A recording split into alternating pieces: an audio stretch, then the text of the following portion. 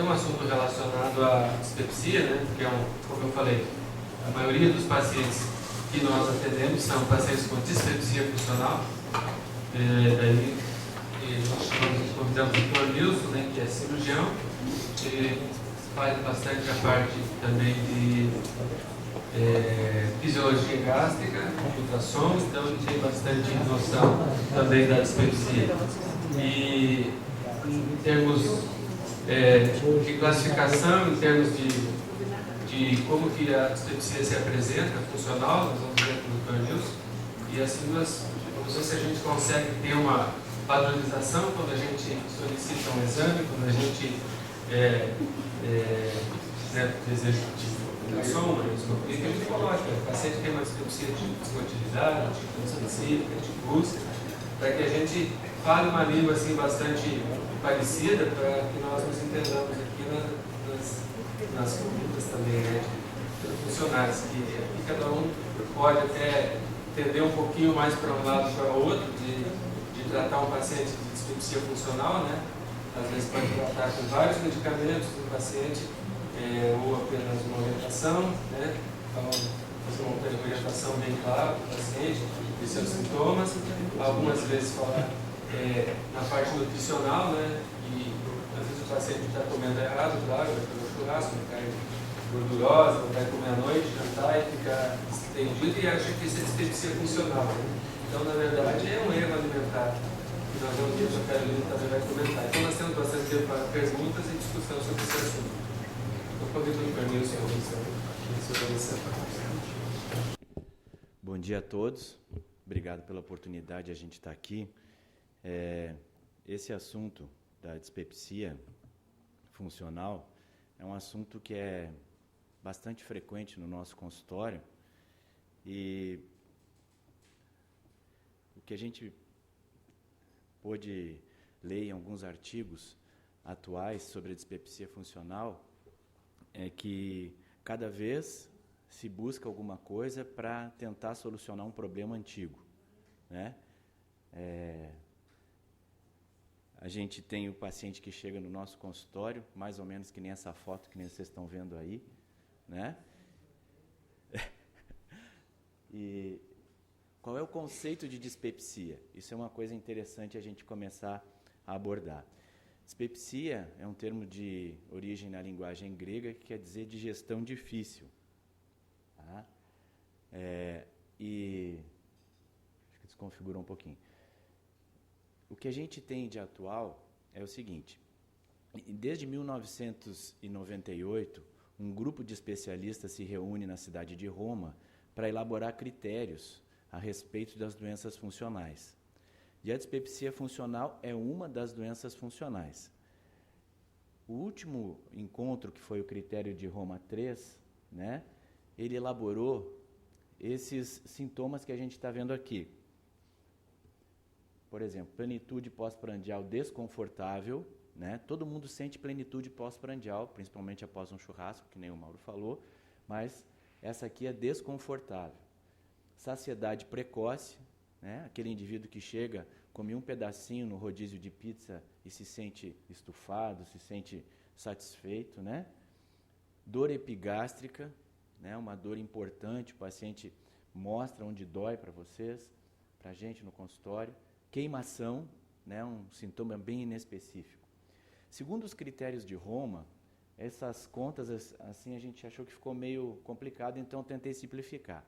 Os critérios de Roma dizem que o paciente tem que apresentar um desses sintomas que a gente abordou aqui, no mínimo há 6 meses. Então, o paciente tem que ter essa queixa há 6 meses. E nos últimos 3 meses, a intensidade dos sintomas tem que ser pelo menos uma vez por semana. Tá? 3 padrões de dispepsia foram reconhecidos nesse último encontro. Tá? O padrão da dispepsia funcional tipo úlcera, o padrão da dispepsia funcional tipo dismotilidade e o padrão da dispepsia funcional tipo inespecífica. A dispepsia tipo úlcera. O que a gente encontra de queixa mais frequente no paciente que tem esse tipo de dispepsia? Dor no andar superior do abdômen, né? dor, né? Então é muito importante. Alívio com alimentação, é aquela típica dor de fome, o paciente come e melhora dessa dor. Alívio com antiácidos, com inibidores H2 e bloqueadores de bomba. Ocorre antes da refeição ou com um jejum prolongado. O paciente diz que fica algumas horas em jejum, a dor se manifesta. Acorda muitas vezes o paciente à noite. E é uma dor que é periódica e intermitente, que se difere da úlcera péptica. Esses sintomas são muito parecidos com a úlcera, então a gente tem que cuidar. Mas essa dor ela é periódica e intermitente, o paciente passa períodos sem ter dor nenhuma. A dispepsia é tipo dismotilidade. Primeiro, ela é desconforto, não é associado à dor, mas é um desconforto. Tá? Tem saciedade precoce, que é aquilo que a gente falou. Náuseas, o paciente apresenta esse sintoma, ou um deles. Peso pós-prandial, desconfortável. Vômitos recorrentes. Gases de distensão abdominal, que é um dos mais frequentes. O paciente chega no consultório com esse sintoma. E desconforto que piora com a alimentação. Essa seria a dispepsia tipo dismotilidade. E a dispepsia inespecífica são sintomas vagos que não se enquadram em nenhum desses outros subtipos que a gente viu, nem a tipo úlcera, nem a tipo dismotilidade. Né? Seriam aquele, por exemplo, que é muito frequente também, o paciente apresentar eructação, arroto. O paciente chega no consultório e diz assim, doutor, eu tenho um arroto que é incrível, parece um pum. Né? Ou o paciente tem algum outro sintoma, tipo ele engole e sente que a comida vai descendo no esôfago e vai provocando uma sensação desconfortável, não é dor. E ele não tem dificuldade para engolir, ele sente que a comida vai descendo no esôfago. Então seriam esses os pacientes que a gente poderia colocar na inespecífica. Desses artigos que a gente pôde revisar e ler, foi muito interessante essas observações que a gente trouxe aqui para a gente refletir. Os sintomas desaparecem espontaneamente em 30% dos casos. Tem alta resposta ao placebo, 70%. Estou falando isso de dispepsia funcional como um todo. A hipersensibilidade, a distensão gástrica é o mais frequente.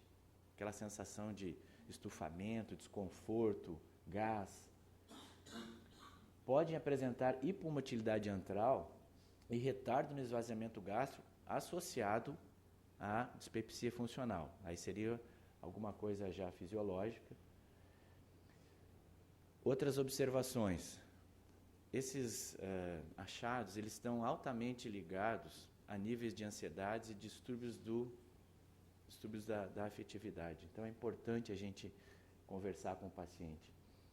Os achados semelhantes observados na síndrome do intestino irritável. Muitas vezes a dispepsia funcional ela se sobrepõe à síndrome do intestino irritável. Você tem um paciente que tem dispepsia funcional e também tem o intestino irritável.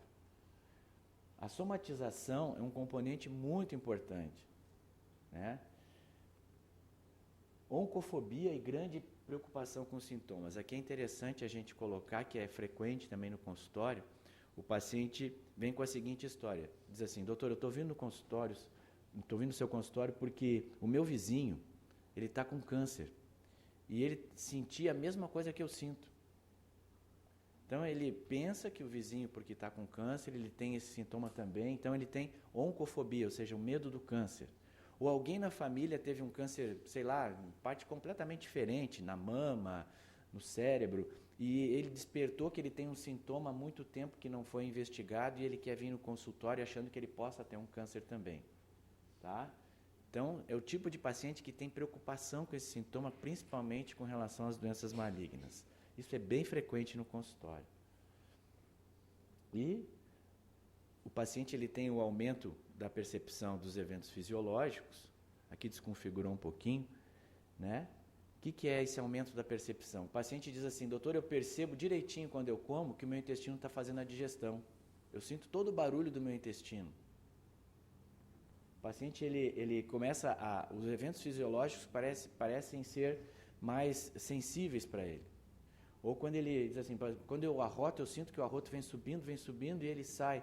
Quer dizer, né, o paciente se torna até estranho, muitas vezes falando no consultório, mas ele fala que ele tem essa hipersensibilidade. Né? E é um paciente que não tem muito, não tem muita vergonha de dizer o que sente, porque ele está preocupado com esse sintoma. Então, os fatores que devem ser avaliados quando a gente está frente a um paciente com dispepsia: a idade, os sinais de alarme, que nós vamos falar também, nós vamos falar sobre a idade, a facilidade de acesso à investigação. Você está num lugar onde existe possibilidade de investigar esse paciente ou não, isso você tem que ser avaliado, né? Porque esse paciente pode tirar o lugar, por exemplo, de um paciente que necessita uma investigação, um paciente que vocês têm uma hemorragia digestiva e o paciente que vocês têm uma suspeita de dispepsia funcional, e vocês têm que optar, né, para investigar esse paciente. A gente vê isso muito no serviço público, tá? Então a gente tem que cuidar com a facilidade de acesso à investigação. Os riscos e benefícios do tratamento farmacológico. Eu vou compartilhar com vocês um caso.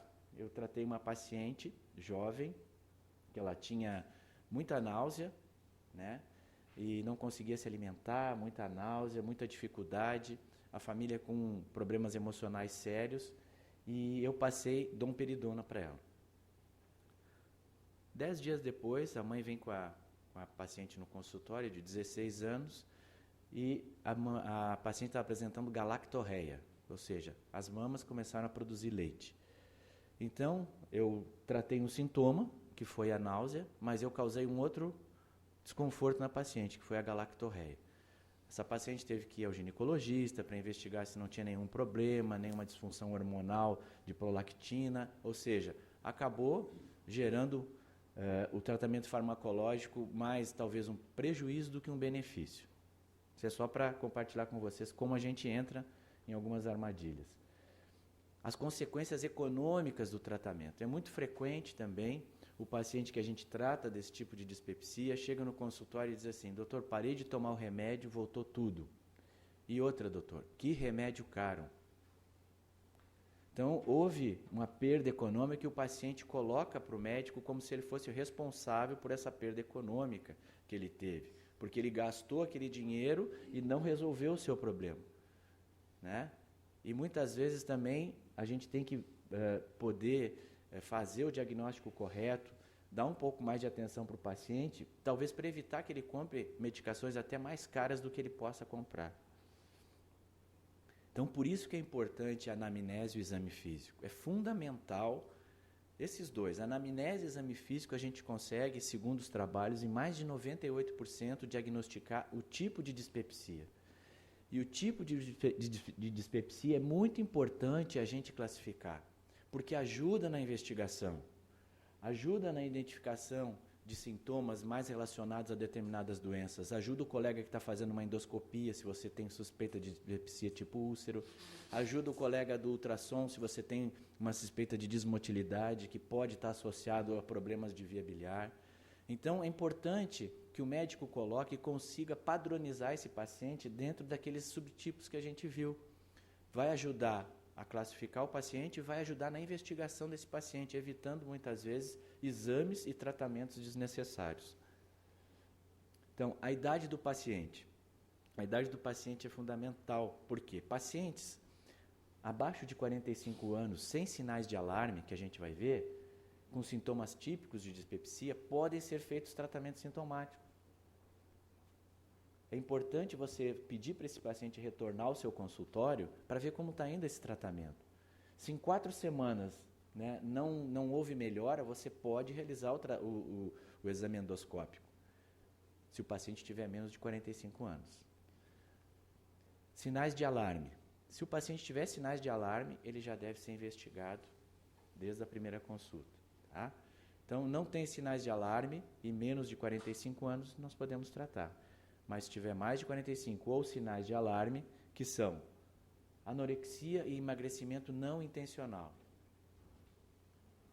vômitos persistentes e noturnos, disfagia ou odinofagia, anemia ou sangue oculto presente nas fezes, hematêmese, hematoquesia, melena. Massa abdominal ou linfadenopatia. Isso é muito importante no exame físico, nós palparmos, né, principalmente gânglios que ficam supraclaviculares, na região cervical, que são mais fáceis de serem percebidos. Massa abdominal é muito importante a gente tranquilizar o paciente. Muitas vezes a gente vai examinar, o paciente sente que tem uma bola que anda dentro da barriga, a gente examina e consegue perceber que é dentro do intestino, é gás, e a gente consegue mostrar para o paciente e deixar ele mais tranquilo. História familiar de neoplasia do trato gastrointestinal. Então é importante, se o paciente tem essa história familiar, é um sinal de alarme. E a icterícia. Então esses sinais aqui seria muito importante que a gente pudesse gravar. Quando o paciente apresenta isso no nosso consultório, é um sinal que a gente tem que se dar conta que tem que investigar esse paciente. Os exames que a gente pode solicitar na investigação. O exame parasitológico de fezes, com pesquisa de sangue oculto. Não esquecer da pesquisa do sangue oculto. Hemograma, né? Endoscopia digestiva alta e ultrassom abdominal. Agora vem um assunto bem polêmico e meio controverso de a gente abordar. Não é o foco, né, da apresentação o H. pylori, mas o H. pylori está envolvido com a dispepsia, gente. Nos trabalhos que a gente pode analisar e ver, tem duas meta-análises. Meta-análise significa análise de grandes trabalhos, tá? Que foram feitas sobre o estudo do H. pylori e a sua erradicação. Uma delas mostrou que o paciente teve grande benefício. E a outra mostrou que não teve benefício algum com a erradicação.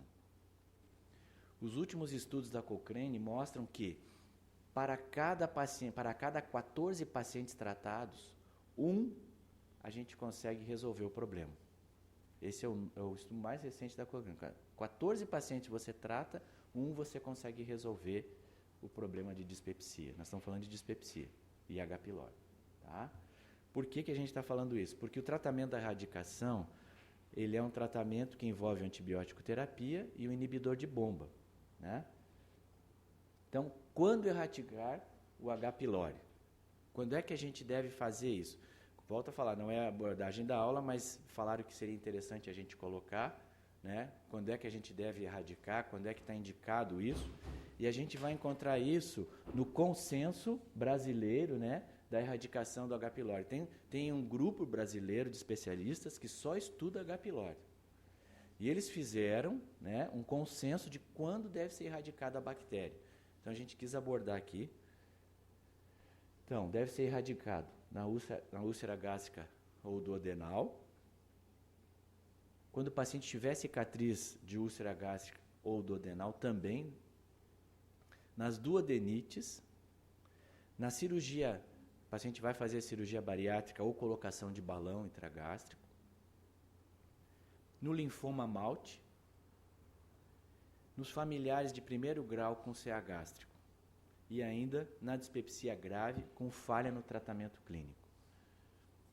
Então, esses são as indicações, segundo o consenso, né, brasileiro, o último consenso brasileiro com relação à erradicação da bactéria H. pylori. O tratamento.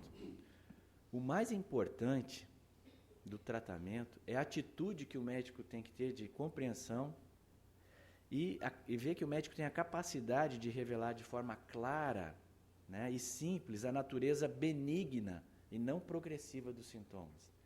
Nós temos que ter essa capacidade de falar para o paciente que ele tem ali não é um câncer, que o que ele tem ali não é uma doença grave. Por isso que nós temos que demandar um pouco mais de tempo para esse paciente. Tem que examinar o paciente, tem que ouvir a sua história, né? Então, é fundamental. O fundamental do tratamento é isso. Tá? Anamnese, exame físico é fundamental nesses pacientes. E o tratamento ainda ele pode ser dividido em algumas fases. Por exemplo, tratamento dietético. O que a gente tem descrito, né, nos artigos que a gente leu? Comer devagar, em ambiente tranquilo, evitar refeições volumosas e excesso de líquidos gasosos durante a refeição. Alimentos conhecidos que causam dispepsia, você tem que dizer para o paciente que ele tem que evitar. Por exemplo, eu tenho um paciente que vem e diz, doutor, eu não posso tomar Guaraná. Aí eu ouço, né, faço a consulta e digo, olha, evite o Guaraná. Se o Guaraná que está lhe causando problema, eu não vou lhe dar um remédio para a senhora usar Guaraná. Então, a senhora tire o Guaraná da sua dieta, não use mais. Ah, doutor, eu tenho problema com linguicinha, né? Aquelas linguicinhas de churrasco. Então, não use isso, evite esse alimento. Então, se o paciente diz para você que tem uma dificuldade com um determinado alimento, oriente o paciente, tire da dieta. Vamos observar como é que o senhor vai. Muitas vezes é mais efetivo isso do que dar uma medicação e não falar para ele tirar o alimento que está causando mal para ele. Que quando ele fala isso e a gente não fala nada, ele acha que não tem nada a ver, ele continua comendo aquilo. Pô, falei para o médico não falou nada, quer dizer que não é o alimento que está me provocando isso. E muitas vezes é. Tratamento comportamental, tem horas adequadas de sono, prática regular de exercícios físicos, suspensão do tabagismo. Medicações, isso aqui é muito interessante. O paciente usou um anti-inflamatório antes de começar os sintomas. Fez um tratamento com anti-inflamatório. Então, fica claro que a dispepsia dele tem muito a ver com esse anti-inflamatório, porque está provado que os anti-inflamatórios, não importa qual a via utilizada, se é via oral, via endovenosa, eles causam a inibição das prostaglandinas, que, por sua vez, vai diminuir a barreira de defesa e vai fazer com que essa mucosa fique mais exposta às agressões. Então, usou anti-inflamatório, esse paciente já tem uma justificativa muito grande para ter sua dispepsia. Outros também são anticonceptivos orais. Troca de anticonceptivo oral é muito frequente. A gente vai na história, a gente pergunta, você não trocou, você não adicionou nenhum remédio novo ultimamente? Puxa, doutor, olha, eu troquei faz exatamente o período que eu estou sentindo isso, foi quando eu comecei com tal anticonceptivo. Agora o senhor falando, me dei conta. Quer dizer, o paciente na consulta já se dá conta que foi quando ele trocou o anticoncepcional, que passou a apresentar aquilo, foi quando ele tomou aquele anti-inflamatório, foi quando ele fez um tratamento com antibiótico. Então é importante você, na história, invocar o paciente nesse sentido, dizer, o senhor não usou nenhuma medicação antes de começar a sentir esses sintomas, ou próximo disso, porque tem as medicações que causam realmente essas alterações. O tratamento medicamentoso seria os inibidores da secreção ácida, principalmente para os dispepsia que tem tipo úlcera, né? Os que têm dispepsia tipo dismotilidade se beneficiam com procinéticos, antiespasmódicos e antieméticos. E para todos, eu acho que a gente tem que, nesses pacientes, que muitas vezes são muito manipulados, eu já recebi pacientes que até com tomografia vieram, tá? E eles são fizeram vários exames, ninguém acha o problema que ele tem. Então, muitas vezes a gente tem que usar alguma medicação, algum psicotrópico, ou encaminhar para a psicoterapia, que eu acho muito importante também. A psicoterapia aliada ao psicotrópico, porque quando a psicoterapia começar a fazer o seu efeito, o psicotrópico pode ser muitas vezes suspenso. Então, é muito importante a gente contar com o colega que faz esse tratamento para esse tipo de paciente funcional. Okay? Muito obrigado.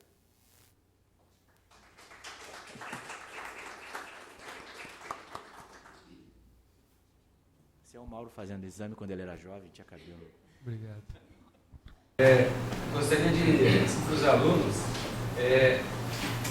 mostrar, assim, parabenizar o Dr. Wilson, que realmente deu uma visão global do que a gente vê no dia a dia, dispepsia funcional, né? É importante lembrar, funcional. Dispepsia orgânica, tem uma úlcera, né? Tem uma lesão, mas a funcional que nós estamos falando. Então, é muito importante. Tem duas coisinhas que eu queria dizer. Uma delas é que quando você vai fazer a anamnese, você vai enquadrar o paciente no tipo de dispepsia funcional, tipo úlcera, tipo desmotilidade no específico. Mas uma coisa muito importante é você perguntar para o paciente e afastar a possibilidade de ser doença do refluxo. Então você tem que afastar a doença do refluxo, primeiramente. Né? Porque a doença do refluxo, que é a hernia de hiato, a esofagite, são sintomas comuns, assim, na população em geral, também, né? Como a dispepsia funcional. Então você tem que afastar essas duas coisas para você se nortear no tratamento do paciente. E isso é fundamental para, se vocês, como o doutor Luiz falou, Numa anamnese, você já consegue, né, no paciente jovem, menos de 45 anos, você já consegue detectar o problema do paciente se você afastou. Ah, tem azia, queimação, pirose? Não, não tem nada, é só aqui. Então você já vai na dispepsia funcional mais claramente. Agora, falou, não, eu tenho azia, queimação e tal. Também, aí você vai ter que fazer uma investigação nesse aspecto. É uma coisa da prática que eu tenho que falar para os alunos, principalmente, e que está muito relacionado aos sintomas funcionais dispépticos, e a gente recebe esse paciente depois que ele passou por vários médicos e ninguém fez uma simples pergunta para ele. Isso é muito, muito importante para mim, que já passei, né? Já aprendi isso, que é assim, mulher jovem, geralmente, ou somente as mulheres tem muito, assim, mais frequente. Ah, doutor, tudo que eu como me faz mal. Quando fala assim para mim, pode ser uma pessoa jovem, tudo que como me faz mal, não é possível, né? Alguma coisa está errada. Ah, não, porque eu fico estufado, porque eu fiz. Aí você faz uma pergunta, você tem dor de cabeça, enxaqueca? Tem, muito. Aí você já sabe que os sintomas dispépticos funcionais da paciente estão relacionados com a enxaqueca, com a dor de cabeça. Todo paciente tem dor de cabeça com sintomas digestivos, porque quando você tem dor de cabeça, tem náusea, tem distensão, paralisia, tem uma relação cérebro-intestino, estômago, né, relacionado à dispepsia funcional. Então é uma pergunta também importante. Como eu disse, duas perguntas, né, que seriam, o Dr. Nilson deixou para mim essa parte. Uma delas, se tem doença do refluxo, azia, queimação. Se tem esses sintomas, você já vai investigar a doença do refluxo. Se o paciente tem uma enxaqueca associada, você vai, até você, muitas vezes você não consegue, né, ter a capacidade de convencer a paciente de que os sintomas são da enxaqueca relacionados, mas se você aprofundar, você consegue fazer ela se convencer que é isso. Né? Ou você acaba tendo que fazer uma investigação e depois que você investigou, você diz, olha, do aparelho digestivo está tudo bem, vai no neurologista, né, uma cartinha bem orientada. Pior é quando o neurologista fala assim, não, você não tem nada. Por quê? Não tem nada orgânico, né? Fez uma tomografia, um elettroencefalograma e foi lá e não encontrou lesão. Daí vai falar para o paciente, você não tem nada. Não, tem sim, tem uma enxaqueca forte. Aí sobra para você de novo orientar o paciente e dizer, não, o teu sintoma é assim, assim, assim. E o uso de medicamento também é importante. Como vocês viram, para ter classificação de dispepsia funcional, tem que ter mais de 4 meses de sintomas, né, ou 12 semanas. Tem outros conceitos que pedem um pouco mais, mas o paciente tem que ter um longo período de sintomas, não aquele sintoma que ocorreu há 15 dias, há 10 dias, isso não é chamado de dispepsia funcional. Isso aí é uma ocorrência comum. Para os meninos assim, mais jovens aí da gastro, assim, outra questão é, o paciente vem no consultório com dor epigástrica recente. Não tomou anti-inflamatório, não tomou nenhum medicamento recente, mas ele teve uma diarreia há 20 dias. Ah, eu tive uma diarreia durante 3, 4 dias há 20 dias atrás. Aí melhorou, mas continuou uma dor epigástrica, então é aquela dor ainda residual da gastroenterite. Se você for receitar um omeprazol, qualquer inibidor de bomba ou antiácido, não vai melhorar.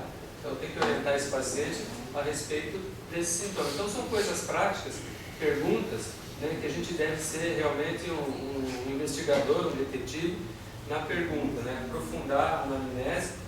Como o Dr. Nilson falou, depois que você viu que não tem nada orgânico, você orientar o paciente, olha, depois de essa conversa clara com o paciente é muito importante. Né? Mas então, afastar a doença do refluxo é importante para você classificar com dispepsia funcional. Perguntas? Eu gostaria que a Carolina comentasse alguma coisa sobre alimentação e dispepsia, e daí depois a gente volta a pergunta de novo. Tem tempo para perguntar. E lá. Bom dia. Bom, ouvindo o Dr. Mauro e o Dr. Nilson comentarem, uma coisa que me chamou muita atenção é a questão da anamnese. Quando o paciente chega no consultório com esse tipo de sintoma, ou com qualquer tipo de sintoma, né? A anamnese, quando muito bem feita, a gente consegue eliminar a maioria das possibilidades que foram relatadas aí na apresentação do Dr. Nilson, né? Então, em geral, como conduta nutricional para esse tipo de paciente, na maioria das vezes, nem é a restrição alimentar específica que acontece em primeiro lugar, mas sim a mudança de alguns hábitos. Nós, dando uma revisada na literatura, nós encontramos isso como maior conduta nutricional para esse tipo de paciente. Melhora da mastigação, a mastigação um pouco mais lenta, a exclusão do consumo de líquidos durante as refeições, a diminuição dos períodos prolongados de jejum, intervalos entre uma refeição e outra, a explicação para o paciente sobre não ter o hábito de deitar logo após a refeição. Então, essas mudanças de hábito, elas oferecem maior resultado ao tratamento nutricional do que até mesmo a restrição de alguns alimentos. E quando a anamnese inicial é bem feita, a gente já consegue pegar esses ganchos na própria fala do paciente e conscientizar ele durante a conversa de que todas essas condutas têm que ser mudadas. E é onde a gente vê o primeiro resultado de melhora. Então, quando o paciente ele começa a obedecer essas pequenas dicas, a gente consegue ver uma boa melhora. Eu até estava lendo um artigo essa semana sobre um trabalho que está sendo feito especificamente com mastigação no tratamento de dispepsia funcional, um estudo bem recente que foi feito em 2012. Então, assim, como isso, e a gente percebe na clínica mesmo, como resposta dos pacientes, que isso tem um ótimo resultado quando os pacientes têm adesão a essas pequenas mudanças de conduta, Com relação à restrição nutricional, isso é uma conduta pessoal, Ontem até a gente estava discutindo sobre isso, Dr. Nilson? Eu não tenho costume de cortar muita coisa dos pacientes, a não ser que eles relatem realmente alguma intolerância bem específica àquele alimento, Então, nós temos de padrão, em livros, em literaturas um pouco mais antigas, que os alimentos irritantes, gordura, massa, café, chocolate, os ácidos, que a gente costuma evitar para esses pacientes, são os mais importantes de restrição. Mas nem sempre eles precisam ser cortados. Porque se é um paciente que normalmente já vem com esses sintomas, ele já tem uma dificuldade de se alimentar nos últimos tempos, já não está conseguindo ter uma alimentação legal, e ele chega no consultório e você já corta tudo, então eu não vejo isso como um resultado muito benéfico para o tratamento. Eu tenho o costume realmente de, na anamnese, tentar puxar muito bem quais são os alimentos que realmente ele sente que estão atrapalhando e eliminar somente esses alimentos, nunca deixando de citar os outros que podem também trazer alguns sintomas. Mas no dia a dia dos pacientes que vocês têm me encaminhado, o melhor resultado que eu tenho visto nos tratamentos é com mudança de conduta mesmo. Só um comentário, Carol, e é muito importante que parece assim, a gente como médico pode orientar com relação à dieta, mas quando o paciente vai ao nutricionista, ele muda. Eu acho que que a gente tem, a gente tem essa facilidade aqui na clínica de ter um profissional nessa área, então ajuda muito o tratamento, porque ele vai no consultório, recebe orientação e depois vai na nutricionista, recebe orientação, quer dizer, o peso disso passa a ser para ele tratamento e muitas vezes é mais significativo do que usar uma medicação. Queria comentar assim, uma reflexão até para nós gastros, todos aqui, que quando a gente vai como endoscopista e como do outro lado, como gastro, atendendo o paciente. Como endoscopista, você vê clínica de dispepsia funcional, então você procura no próprio exame, você não encontra nenhum subsídio para explicar os sintomas do paciente, Então você acaba dando um diagnóstico, uma gastrite linfomatosa, exudativa, algum tipo de gastrite, que isso não tem importância, na verdade, como sintomas do paciente, na verdade, e tudo está relacionado à dispepsia. Então, o que você procura numa endoscopia se o paciente realmente tem um refluxo, uma doença, um alargamento do cardio que justifique os sintomas dele fora a dispepsia. E se a gente fizer uma boa anamnese com um paciente, claro, faz uma endoscopia uma vez, um paciente jovem, se ele não tiver sinal de alarme, não há necessidade de você estar repetindo a cada 2 anos, a cada 3 anos, uma endoscopia num paciente de 30 anos, de 35 anos, que não tenha hernia de hiato, que não tenha doença do refluxo.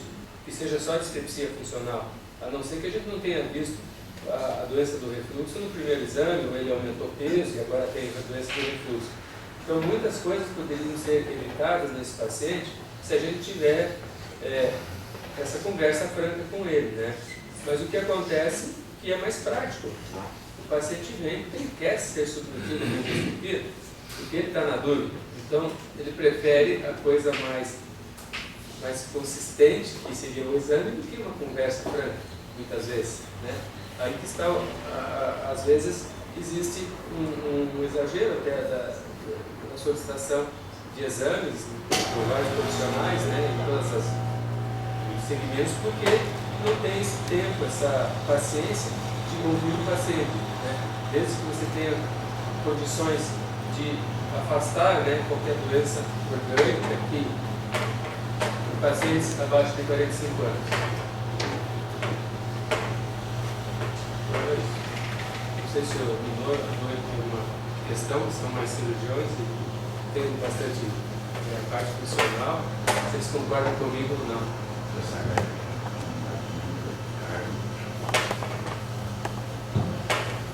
Eu queria comentar o seguinte: a dispepsia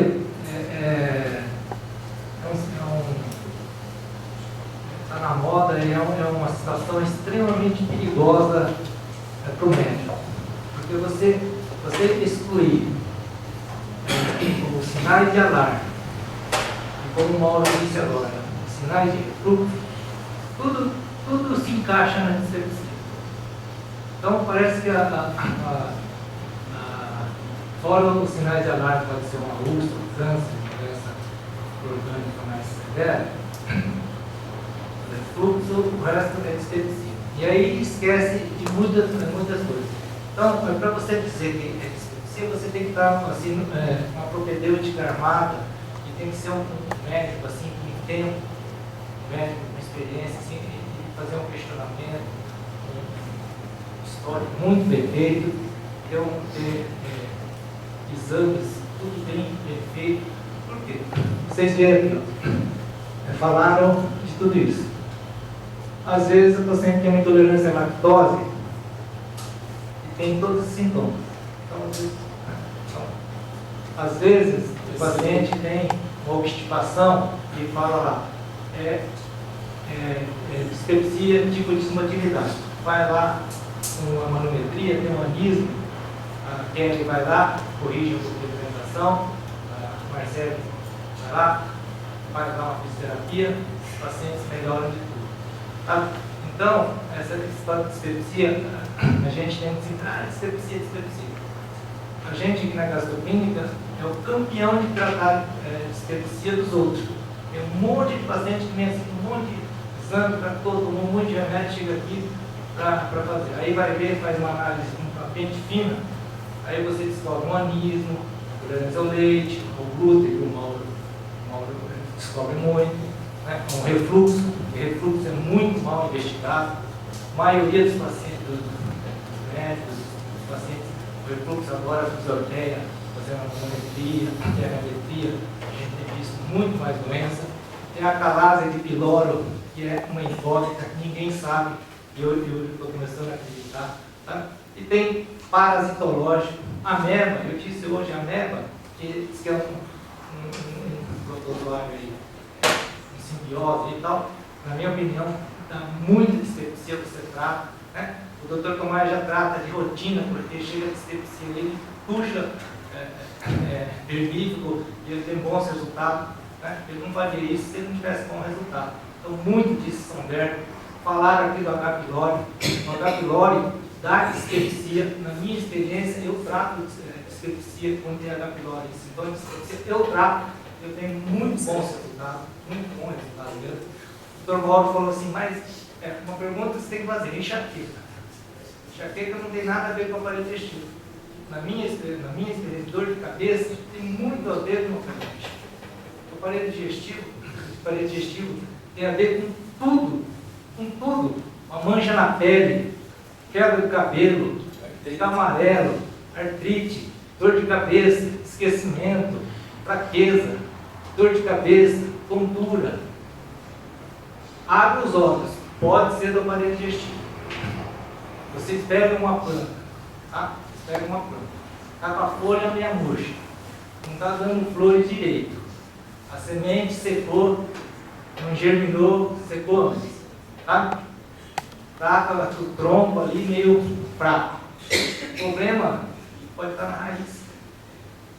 O problema está na raiz. Você está na folha, você está no tronco, nas flores, nos frutos, pode estar na raiz. A raiz do ser humano, onde que é? Onde que nós absorvemos nutrientes? Então, a falta de um fósforo, a falta de uma vitamina, a falta de qualquer coisa, pode dar dor de cabeça, pode dar tontura, pode dar esquecimento, pode dar insônia, irritabilidade. Irritabilidade é um sintoma típico do aparelho digestivo. As bariátricas que ficam com falta de vitaminas, de nutrientes, ficam irritadas, sabe? Então, a dispepsia é uma coisa assim, extremamente abre os olhos. Sempre, começa desse tamanho. Mas se você fizer uma propedêutica lá no fundo, você vai descobrir uma causazinha, você vai tratar e você vai melhorar. Entendeu? Então, não menospreze nada, não fica dando aí remédio aí para dispepsia, porque isso é uma indústria e esse remédio para dispepsia não precisa. No tiro, que é baratinho, mas tem uns aí para cima do intestino irritável, não sei o que estão lançando, que é uma fortuna. Não funciona. E não funciona. A minha experiência, cada vez durou menos esse remédio, e cada vez eu invisto em investigação. E cada vez, e muitas vezes está num lado obscuro, que você não vai achar nos exames e nem no internatório. Vai estar na parte nutricional, que a nutricionista às vezes tem aquele cuidado, então, bem equilibrado, de ensinar a mastigar, dividir as refeições, não passar muitas horas em jejum, tá? Então tem aquele detalhamento que muitas vezes melhora a enxaqueca ou a dor de estômago da fome. Então muitas horas sem comida dá dor de estômago, da tontura, da fraqueza, da irritabilidade, da estufamento, come demais, come depressa, da estufamento. Então a nutricionista muitas vezes resolve. E outro lado importante é o lado psicológico, o lado emocional. A ansiedade, essa angústia de querer as coisas, hoje as pessoas comem depressa, engolem ar, sabe, fica chupando maçã, chiclete, balinha, não sei o quê, porque não quer tomar o hálito, porque fica falando demais, a boca seca, então fica tocando a boca, fica 5 minutos um chazinho e tal. Chega no final da tarde, está um pandeiro, a barriga está um botijão, vai soltar vento, sabe, sai voando, não precisa nem ir de carro para casa, porque o escapamento leva a pessoa para casa. Por quê? Por causa disso. Então, tudo tem uma lógica, a explicação de dispepsia parece que é aquela doença que tem explicação. Tudo que não tem explicação, ninguém descobriu, é dispepsia. Até agora, para cada um, a incidência de dispepsia é proporcional ao médico e ao seu arsenal, ao seu paciente e sua equipe. Então, eu fico assim, muito pé no chão do tal da dispepsia. E tem algumas situações tão graves que os médicos negligenciam. É dispepsia, já vai dando remédio. Já vai dando remédio e nem pede exame. Quando chega aqui já estão câncer, já estão pedra na vesícula, já tem uma diverticulite complicada. Então, são coisas que vocês que é jovem têm que tomar cuidado. Tomar cuidado, porque eu já vi muita dispepsia que era coisa feia. Né? E outras que sempre a gente encontra uma causa e está sempre melhorando. Então, eu acho que existe. Acho que tem, mas não é tudo isso. Eu vi aqui alguns exemplinhos que vocês viram que a gente tem que receber. Quem pede manometria no renal? Agora pergunta para a Kelly e para a Marciele. Quantas obstipações, quantos estufamentos, quantas dificuldades evacuatórias, dificuldade de digestão não está no humanismo que elas não resolvem. Nossa Senhora! Quantas manometrias que a artéria faz, que a gente vai lá e faz endoscopia normal, endoscopia hernia incipiente, não sei o que, vai lá, tem um quebra-nozes, tem otorrino, nada. Então, a questão é deficiência da propedêutica. Ainda a gente não, tudo isso que a gente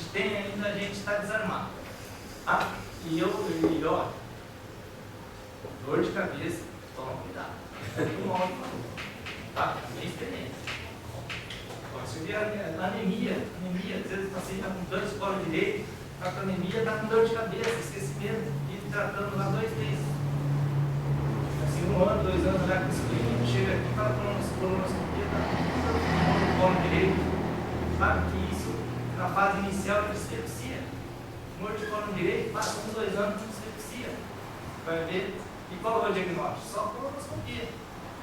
Na propriedade do Nilson ali não tinha nem colonoscopia. Não tinha colonoscopia, não tinha teste de lactose, não tinha glúten, né? Viram lá? Não tinha. Então, essa classificação aí de Roma, eu fico meio desconfiado. Tem muita coisa aí que não está incluída. Então tem que tomar cuidado. Então, o que o doutor falou, muito importante, né, da propedêutica, nós insistimos desde o início, fundamental. Mas aqui a gente está falando de paciente jovem, sem sinais de alarme. Né? Lógico, você falou que você vai encontrar pacientes de 50, 60 anos que têm anemia e um câncer de colo.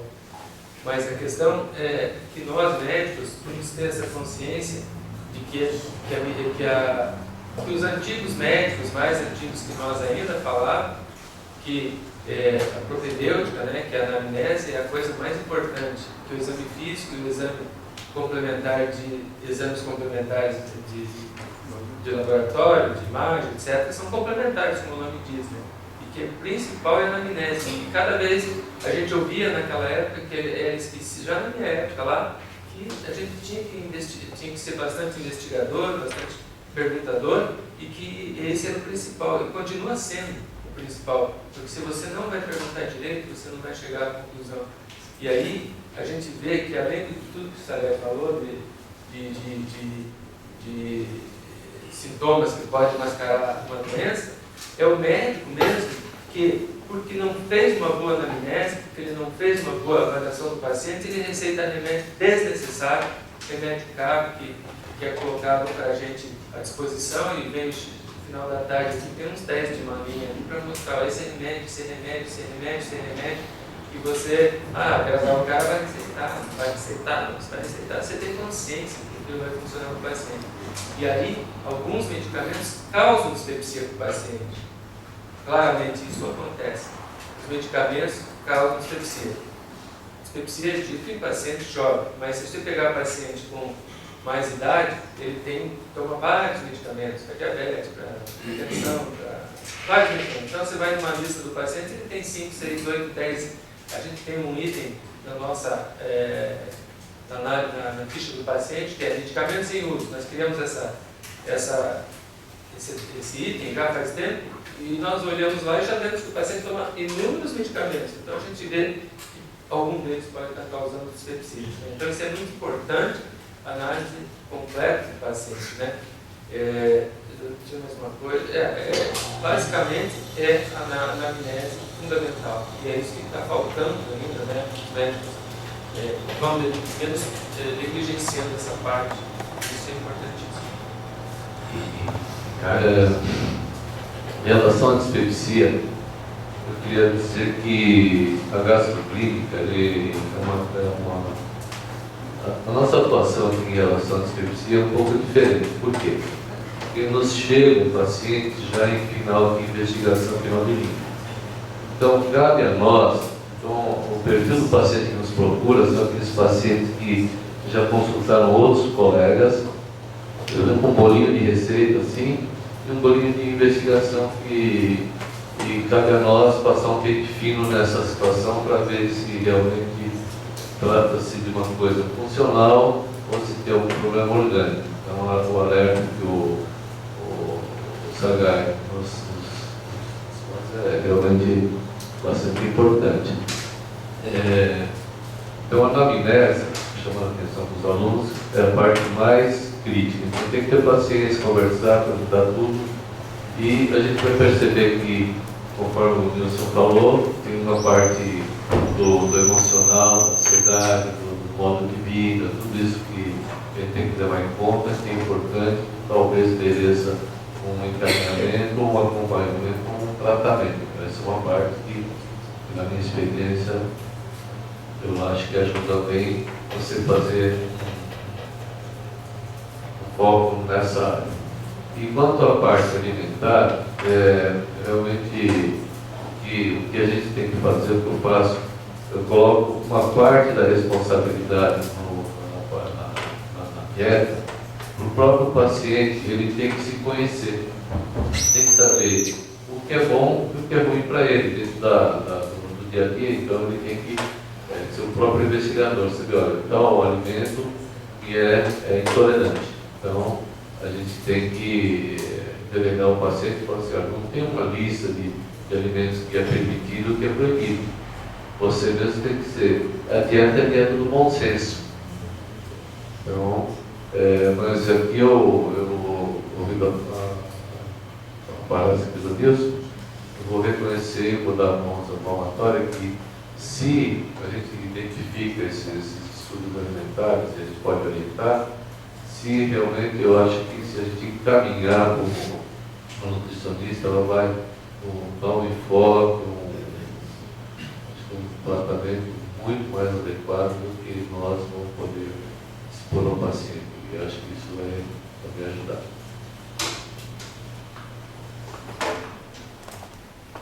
Às vezes a gente vê uma lista assim, que o paciente veio de um médico, que ele já tem uma lista, cara, ele tem uma folha já pronta, né, de cuidados.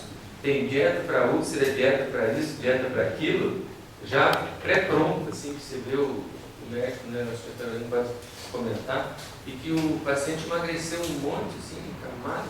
Alguém está falando, não, eu estou com uma dieta aí porque eu tenho problemas de estômago, mas na verdade é uma dispepsia funcional simples, que não precisava tanta agressividade, né, e é dito aí, né, nos conceitos de dispepsia funcional que nem poucos alimentos são considerados tão dispépticos assim, né? O café causa problema? Não sei, depende. De repente ele tem problemas com o café, né? Mas o cigarro sim, né? A gente sabe que pode dar outros problemas. Mas bebida alcoólica, várias coisas que o paciente tem de erro alimentar que faz parte da dispepsia. Então, alimentos que são feitas listas prontas, pré-prontas, e agora não come isso, não come aquilo, não come aquilo. Aí o paciente realmente fica numa situação de sofrimento, em vez de ajuda, né, nos sintomas que ele tem. O Sarinha já comentou, mas só para dizer que, além desse conceito de Roma 2, além do que o Tomás falou, que a gente recebe paciente que já foi investigado, a gente tem que afastar algumas doenças, né?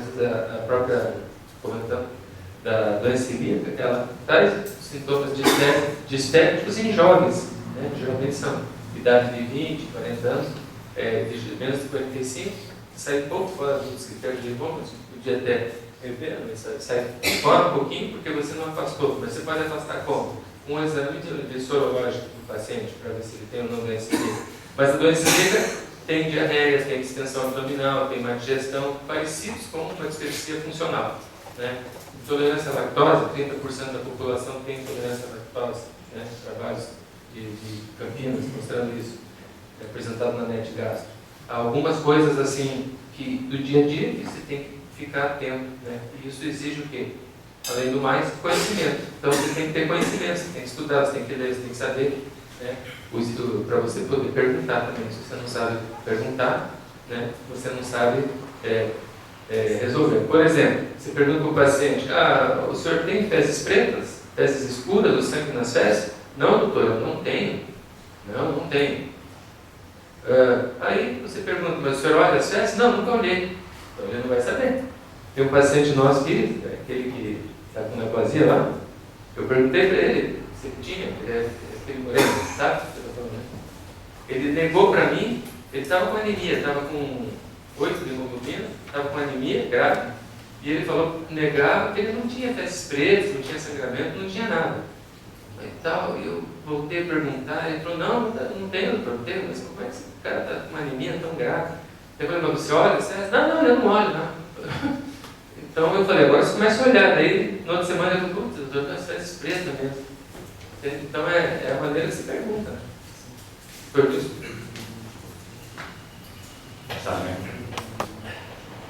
Deixa eu só complementar também com uma observação que o Mauro falou.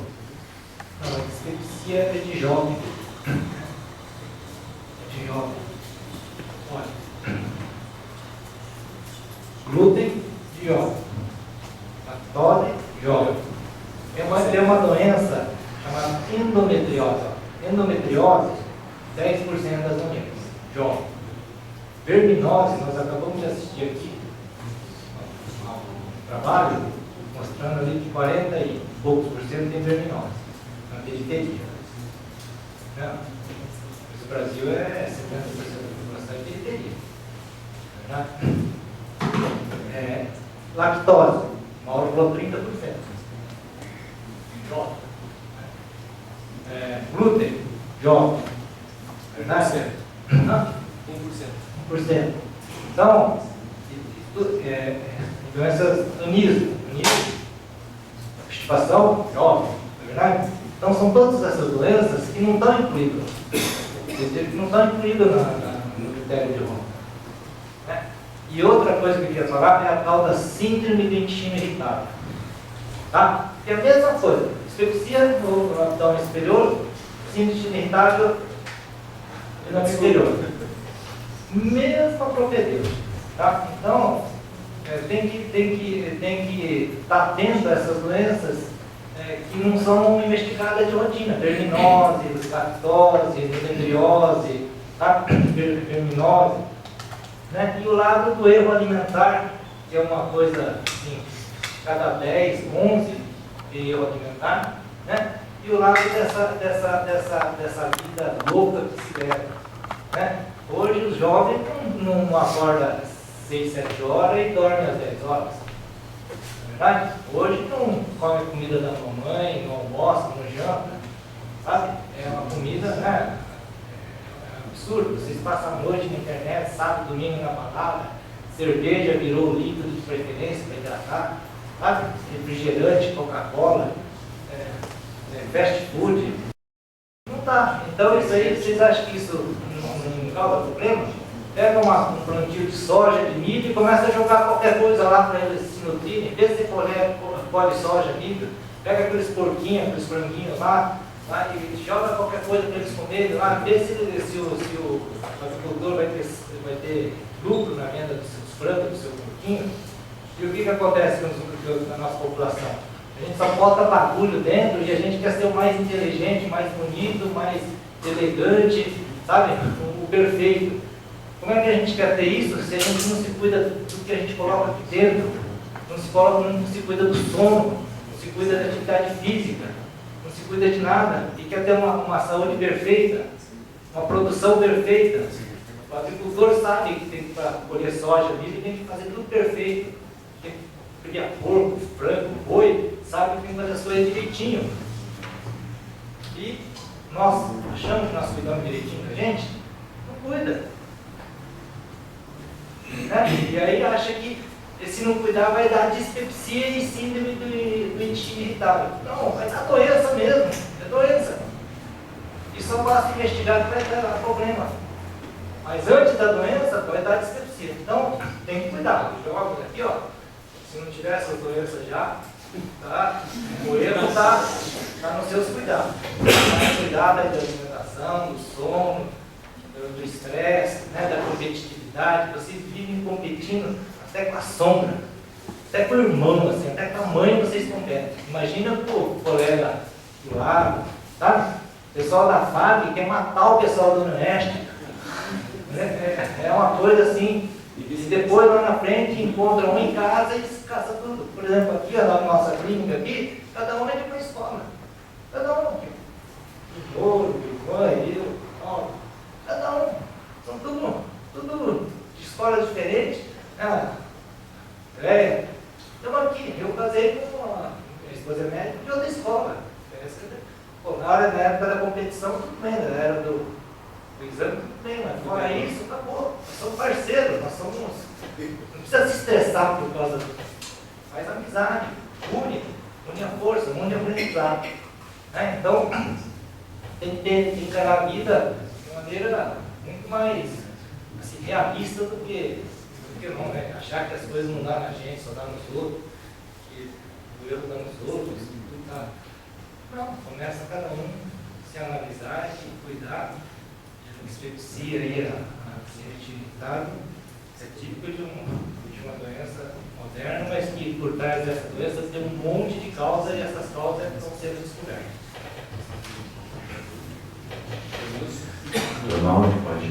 Não pode encerrar, doutor Nilson, aí. Agradeço eles, né, doutor Nilson, os comentários aí. Depois eu sei que tem mais coisas a ser faladas, mas acho que foi um balanço geral de uma coisa, assim, de um assunto bastante comum do dia a dia, que às vezes a gente não reflete, não conversa sobre isso, né? A gente pensa que tem que só operar, né? Que só fazer retirada de pólipos, só, né? Fazer, não, mas não é. A coisa mais comum é simples, né? As coisas simples são também importantes, né? São simples, mas são muito importantes. E as coisas que você define, uma pedra adesiva que está causando inflamação tem que ser retirada, tudo bem, isso é mais simples. Você vai lá, retira e resolve o problema. Mas a dispepsia funcional é mais complicada, exige mais da gente, né? Exige mais da nossa cabeça, suga mais das nossas energias. Mas, enfim, é o que a gente precisa saber e repetir os alunos também, que não é só fazer, né, receitar remédio, tem que saber orientar o paciente. Queria agradecer ao Dr. Nilson, a todos que comentaram. Eu acho que foi bastante proveitoso todos aqui, que é uma coisa do dia a dia. Obrigado.